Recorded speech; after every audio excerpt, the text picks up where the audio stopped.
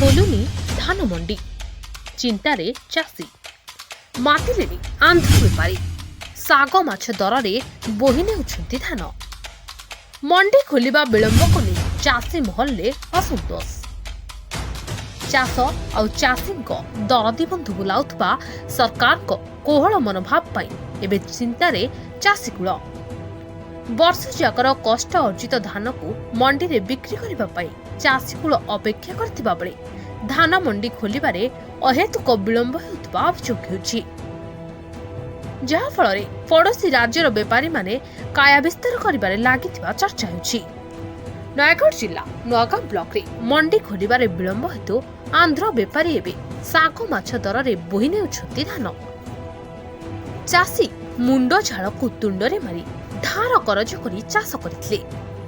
ବିଭିନ୍ନ ସ୍ଥାନରେ ଥିବା ଜମିର ସରକାରଙ୍କ ନିୟମ ଅନୁସାରେ ଧାନ ବିକ୍ରି କରିବା ପାଇଁ ପଞ୍ଜୀକରଣ ମଧ୍ୟ କରାଯାଇଥିଲା, କିନ୍ତୁ ସୋସାଇଟିରେ ମଣ୍ଡି ଖୋଲିବାରେ ବିଳମ୍ବ ହେତୁ କ୍ୱିଣ୍ଟାଲ ପିଛା 1500 ଟଙ୍କା ମୂଲ୍ୟରେ ଧାନ ବୋହି ନେଉଛନ୍ତି ଆନ୍ଧ୍ର ବେପାରୀ।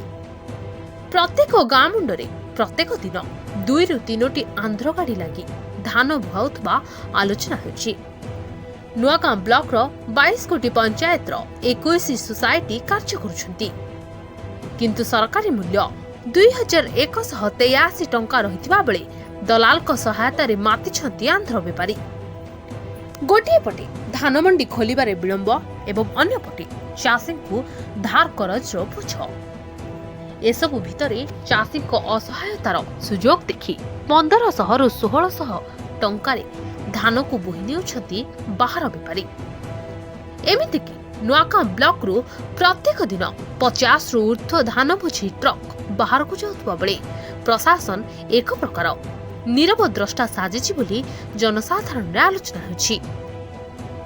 ଏହି ବିଷୟରେ ନୂଆଗାଁ ବ୍ଲକ ଯୋଗାଣ ଅଧିକାରୀଙ୍କୁ ଯୋଗାଯୋଗ କରିବାରୁ ଚେଷ୍ଟା କରାଯାଇଥିଲେ ମଧ୍ୟ ତାଙ୍କୁ ଯୋଗାଯୋଗ ହୋଇପାରୁନି। ନୂଆଗାଁରୁ ନିରଞ୍ଜନ ସାହୁଙ୍କ ରିପୋର୍ଟ, ମିଡିଆ ଭଏସ୍।